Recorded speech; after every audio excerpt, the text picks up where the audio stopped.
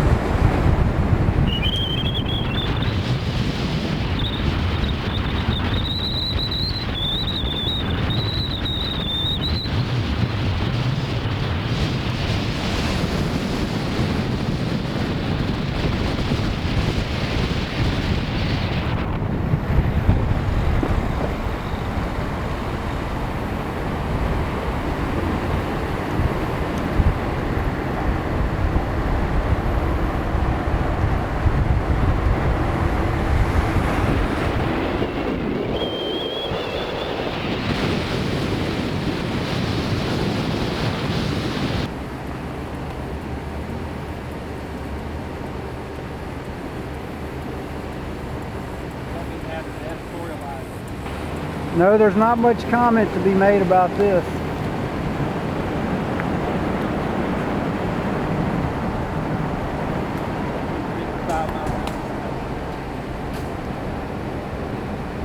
This is one area that the workers haven't gotten to yet. Well, somebody's gotten to it, but not the Department of Transportation.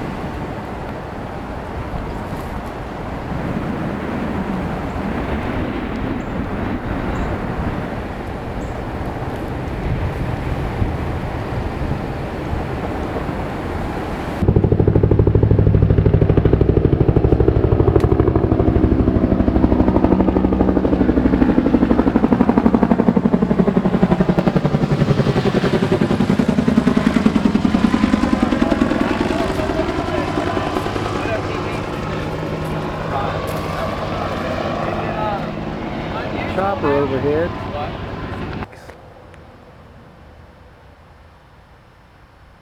But it used to be a yard full of trees, and some heavy equipment has come in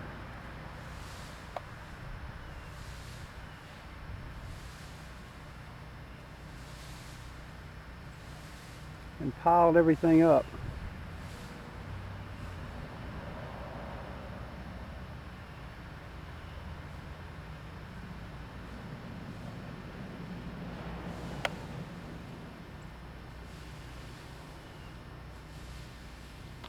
I woke up Saturday morning and my mom called me on the phone and said, turn on TV. And I was in shock. I was like, here it goes. I sent my family away when it was a 3 and I was about to hunker down and get ready for the storm, you know, and before you know it, I was wishing I could leave too. And when it said 4, I knew I was in trouble. And then 5, I was just looking for anyone on higher ground. Where'd your family go? They went to Neshoba County, Mississippi, and they're probably going to live there for about 2 months before they can come back. If I can just find a satellite phone or go to a neighboring parish or something. I don't know. I don't know. I'd like to call them and find out. Hadn't contacted them yet? I hadn't been able to call them. Our cell phones are down. When like the storm hit, I was by my dad's house, and I was looking at all the pines and the land over, and stepped out on the porch a couple of times. I heard that wind coming through, and it was like blowing real bad. I kind of eased back in a little bit, and then I seen a couple more trees popped, and then my dad had a big cedar tree out front. And when it came through, some of it did, it just spinning like a top, and just slunk it like 30 foot over there. And I was like, ooh, this is serious. This is unbelievable here. And I was still looking on top of the hill of my trailer up there, and I was like, well, it's holding pretty good, pretty good. I also looked again, I see insulation all over the yard. Oh Lord, something will come loose there.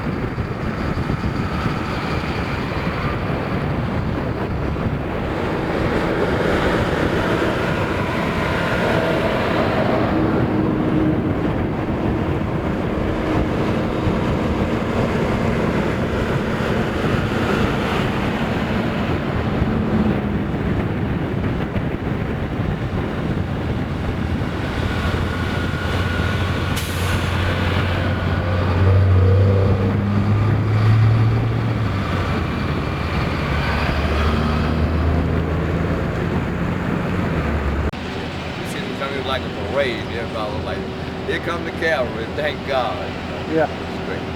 The devastation is unbelievable.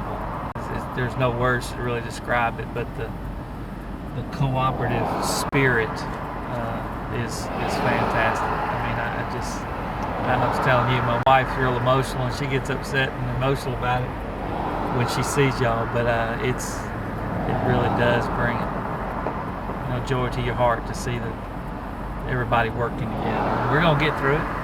So we know how to rebuild the lines. It's just how to deal with all the other logistics that go along with it. Well, actually, I have 10 employees that work for me out of this branch office, and none of them have any homes left to actually go to. They're pretty much homeless, and we're trying to do what we can to make them as comfortable as we can. But actually, they're working, trying to put everybody else back on with lights, and they have no home to come home to. You ain't seen half of it. Not We yet. ready. That's what we come to do, work. All right, we appreciate y'all coming. Yes, sir. Put us where it's at. We ready. Yeah, great.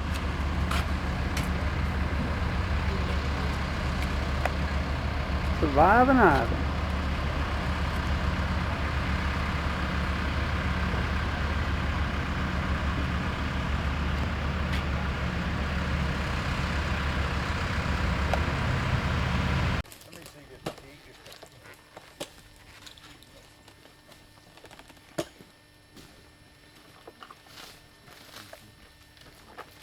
Now, there you go.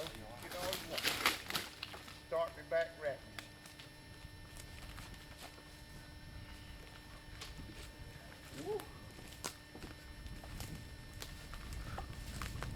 Rocky? Yeah.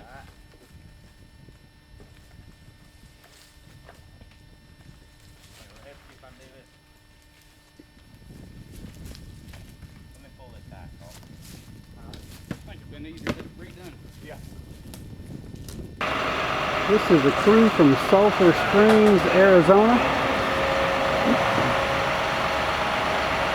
And they are trying at the moment to tamp down a pole that was near a felled tree and needs to be shored up before they run that service tap from the top of the pole and stretch it all the way to this homeowner's house, which is back there in the woods somewhere.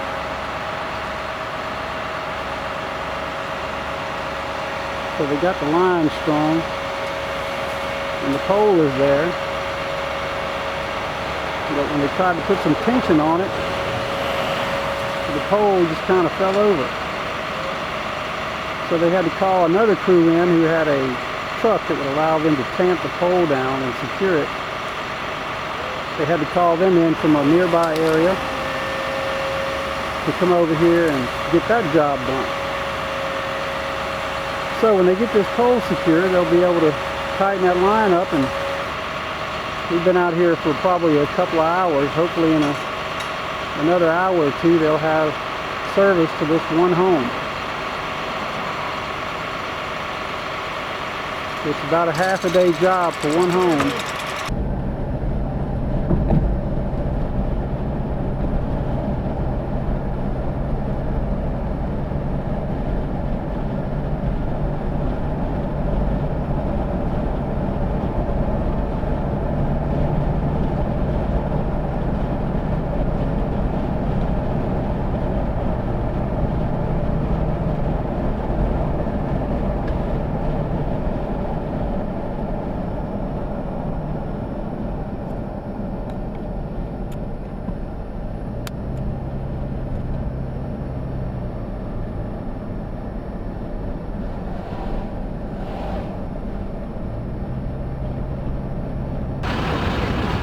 There's a problem.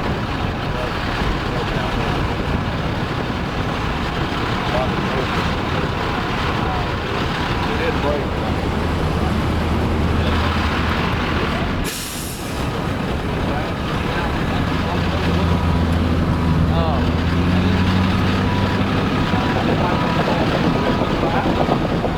Do we have enough to start today?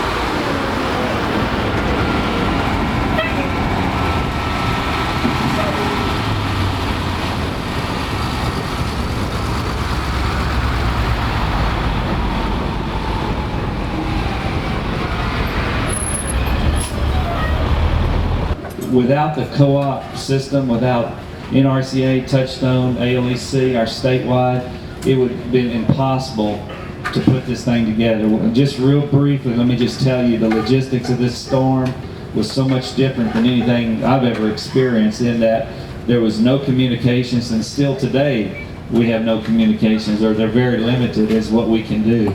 So when we were trying to bring in this many men to work, it was very difficult, and not so much how to get them out there on our system and work, but what would we do with them when they come in to feed and sleep. And I know the conditions are not very well at all, and I appreciate the patience that y'all shown in this whole week or week and a half that we've had here.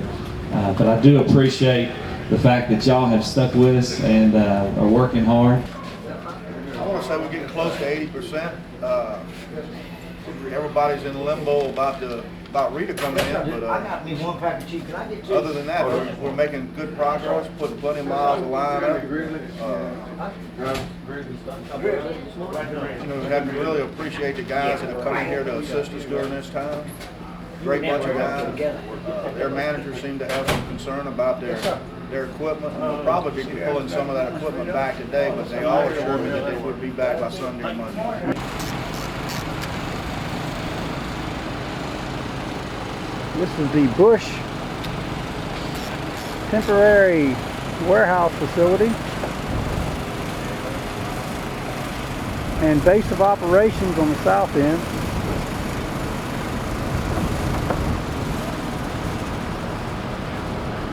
This is early in the morning, around 6 a.m. and the guys are just about to go out.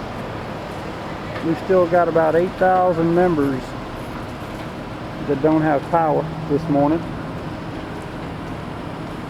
It's a wonderful thing that you're doing, and certainly you're changing people's lives and you're making their lives better. But as was pointed out, the most important thing is to make sure that while you do your job and do it well and do it quickly, do it safely. We're all concerned about that. But again, you're all heroes. And I hope you look at yourself that way, and you also understand and appreciate the tremendous contribution you're making, not only to this co-op and to this region, but also to the economy of this country. You're having an impact. Thank you very, very much. And I want to thank you on behalf of every co-op all across this nation. Thank you.